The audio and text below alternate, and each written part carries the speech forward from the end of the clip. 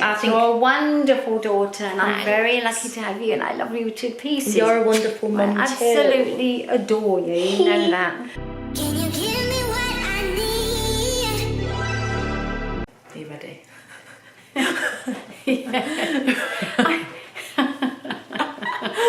Right, let's go. Where are the questions then you were going to show me? I'll show you them in a minute. Hi everyone, welcome back to my channel. I'm Ellie Avalon, and today I've got a very special guest with me. This is Mama Avalon. Hello. This is Mama J, or Mama Jane, and she's joining me today to do a mum tag, as you can see. So I've got some questions, and Mama J is very stressed because she doesn't know what I'm going to ask her.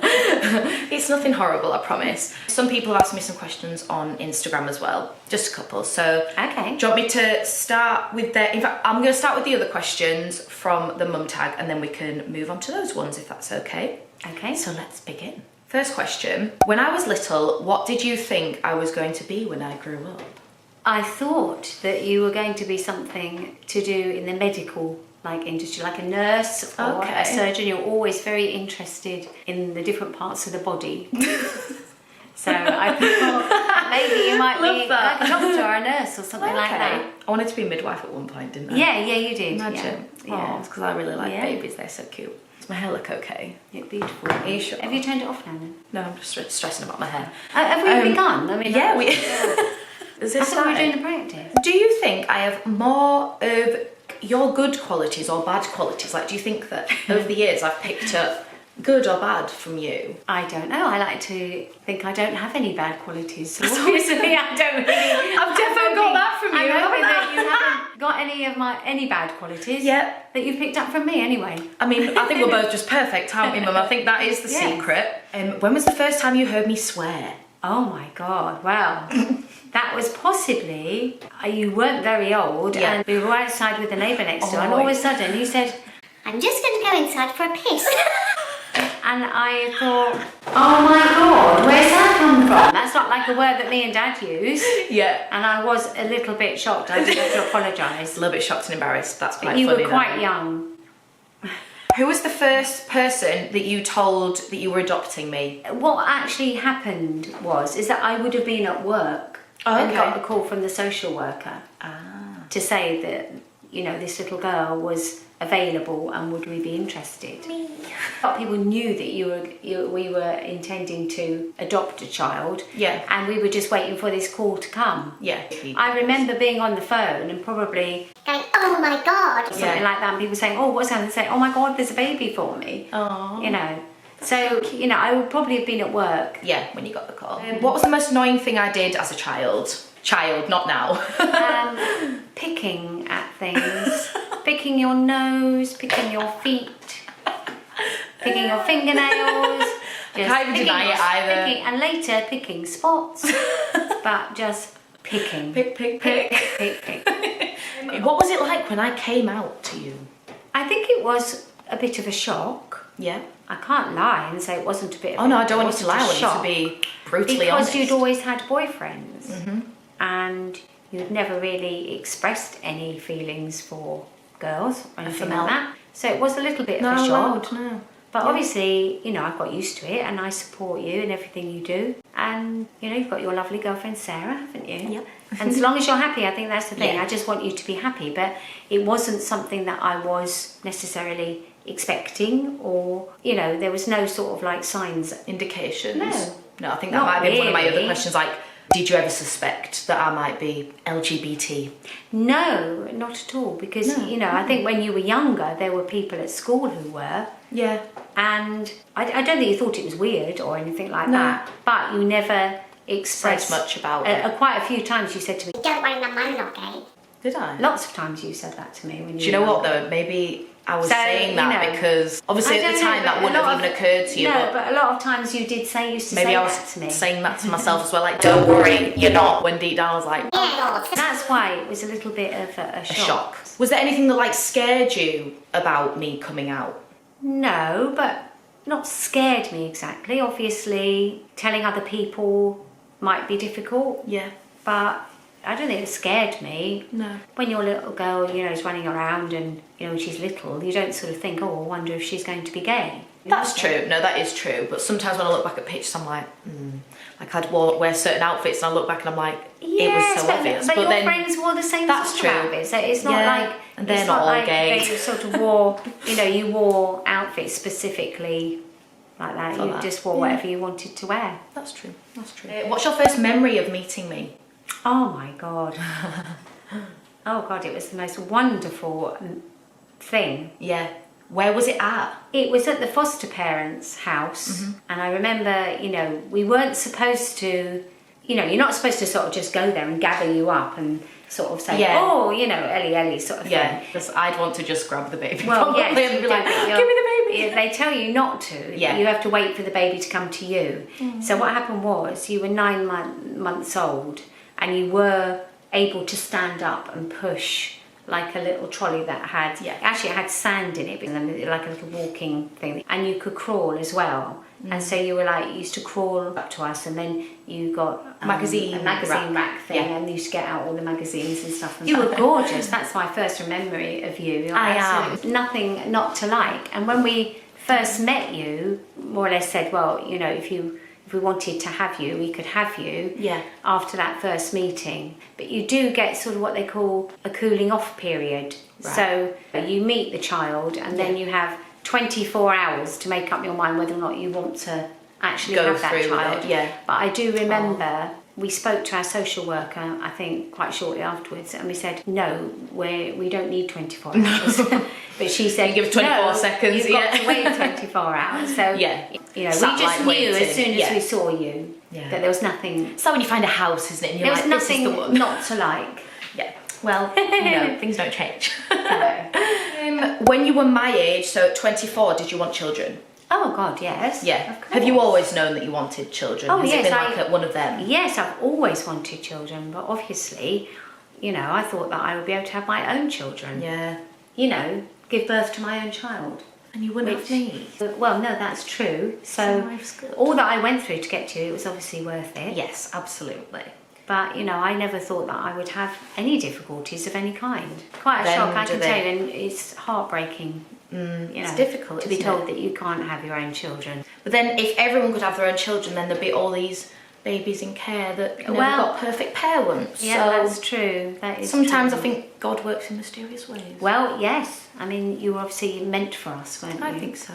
How did you choose my middle name? So this is a bit of a funny one on here, because obviously I know why you chose my your middle names were the names that were given to you by your birth mum. Because Avalon is quite an unusual name, the social services advise us not to keep that as your first name because it was too unique. Just no one's ever you. heard of it, have they? So we gave you the name Eleanor, and we kept your middle names. Yeah. I think it's nice that I've got both of them now, and I really like the name Eleanor as well. Because then I can be Ellie, and I love Ellie. Or Ellie's a great Ellie. Els, you name it. What age of mine did you hate experiencing? The most, or should we say the most difficult? I don't think hate is a very nice not difficult, word. Probably most challenging times for you. Probably when you were doing your A levels, I think. Oh really? Yes. Not teenagers. Once you started secondary school, you certainly became a lot more challenging. You found the maths difficult, so you gave up the maths, and then there was a chemistry, and then there was all the crying and couldn't do the A levels and stuff.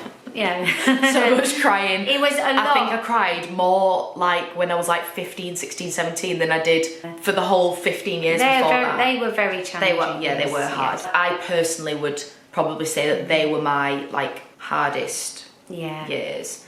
What's been your favourite period of time of my age? I'll allow you to give some different ones for different reasons. Obviously, it's been a pleasure watching you grow up, because it's a pleasure having you and a pleasure. Yeah. But I think that when you were little, when you're sort of more carefree and you don't have to worry and you're happy, and when actually as a parent you're sort of in a bit more in control. And babies are just cuter, aren't they? It's a different vibe, you're isn't it? going to school and picking you up from school, and you're happy to see me and stuff like that, and I'm still laughing and joking, and not challenging me. It's not easy being a parent. No. I know, I think that's why I'm a bit scared sometimes, but there we go. What's the first word that comes to your mind when you hear my name? Beautiful daughter. Oh, thank you. Thanks, Mummy. What's the worst part about being a mum, or being my mum in particular? I don't don't think there's a worst bit, really. The thing that, you know, it takes you a while to realise is that you don't always think like me. So I think that's the thing, is that understanding. It's very difficult when you're a parent. You think that your child will be or think the same way as you do. Yeah. So, for example, if I was sort of like say to you, Ellie, please don't get drunk, and then you come back and you've been absolutely so drunk off my that face. you can hardly speak. Yeah. Or you would never personally no, I wouldn't do that. And then you sort of think, why didn't they listen to me? Why didn't they listen? Why? Because you're always like, Why would you want to do that to your body? and I'm Because like, I think also I don't think of it you- like that. I know they always say, oh, let children make their own mistakes. Yeah. But you don't really want to see your children make those sort of mistakes. And sometimes you sort of think, oh, well, they will listen to me, but they don't. And then it ends up they're always right in the end anyway. Yeah. it is true. Oh, what are you doing? I'm going to ask you now 2 questions that people have submitted on Instagram. Okay, for us to answer. So just a bit of background, my mum is a huge James Arthur fan. Oh my God, yes, massive. Huge James Arthur fan. Cara, my friend Cara, has said, would you swap living with me for a week to live with James Arthur for a week instead? Oh God, yes. If it's just a week, of course, yes. Not I'll forever, allow it. I think a but, week. Oh my God. If I got a chance to like live with James Arthur for a week, yes, Would you be of cooking course. for him and all sorts? Yes, I'd do whatever he wanted. Well, have a word with yourself. We're going to not let Dad see that bit. No, of course I would. I'd love to have an insight into his life. Yeah, that'd That's be true. I wonderful. think it'd be nice to have some chats and stuff. Someone called Being Becca has said, do I have contact with my birth parents and how does your mum feel about that? So I'll answer that in 2 questions. So first of all, yes, I have contact with my birth mother. Don't know who my dad is. Bye, don't care. So what happened is that we had contact every 6 months by sending like a letter giving an update of what's been going on, what's happened, photographs, stuff like that, twice a year. And your birth mother always sent letters back as well. Was it 17? Well, when the social services actually recommend that you see, or you know, if you want to, and meet your birth parent before you're 18, because once you're 18 you're an adult, and then You can make your own me and your dad would not have had any control over it, so they said it's better to do it earlier. So we picked a time when it was GCSEs, but of course you didn't actually meet Johanna and your little sister until you were 17. And I feel like that's a whole other video in itself. How did you feel about the contact? Well, I have always known that certainly your birth mother has always wanted to meet you. Yeah. And from you growing up and receiving like those letters and everything every 6 months, you know, your dad and I, we've always known that you would also want to meet Johanna. So it was never a problem really. We always knew that you would want to and that it would happen one day. Good for people to be aware of, because you hear of some people, don't you, that don't No, well, you find do hear out. about a lot of people who don't tell their children they're adopted till they're a lot older, and certainly don't want them to meet their birth parents or anything like that. But people are just more likely to want to not rebel against that, but I feel like when you tell someone specifically, like, don't go and do that, or you lie to them about the truth, they're more likely to just go and want to do that, aren't they? Yeah. We've met her quite a few times now, haven't we? Yes, we met her Both quite a few of us, times. She's been here to stay with us. We've been down there quite a few times. A bit more of a light-hearted one next. How do you feel about my tattoos?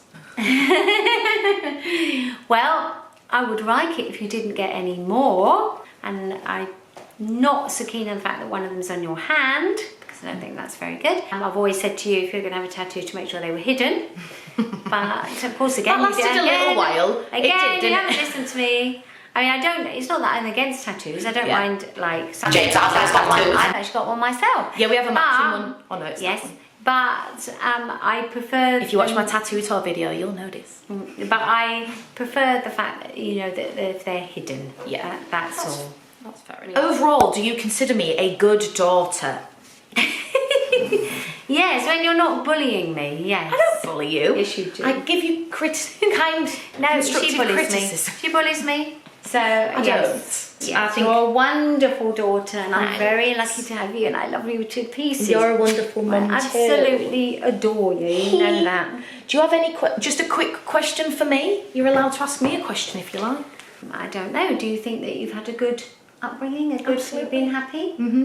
Yeah, I feel like I've had a very enriched life. Is that the right word? Enriched. You and Dad have given me every opportunity that I could have been given. We've travelled a lot. I feel like, if anything, I'm very... Well, you're lucky. Lucky, yeah. I think I'm very, lucky. but also very grateful. Like, I don't think I'm spoiled or that I ever expect anything from you and Dad. No. But Well, I'm it's not very spoiled. like it is. I mean, you know, this is all a makes bit sense. deep, isn't it? But the thing is, when you've only got one child and you've waited a very long time for them, and you thought you would never be able to have That's a true. child. It is easy to spoil you because it's what we've always wanted. And for a long time, you know, I had a lot of IVF treatments and all our money went on IVF treatments for years. I did go back to work after you were back at school. Yeah. You were at school, but we've only got you, as I say. Yeah. You'll have a little In grandchild to spoil one day too. I hope so, darling. I hope so, darling. You probably will do, just not for a little while, because Gal's got things to do first. Yeah. Get yourself a job first.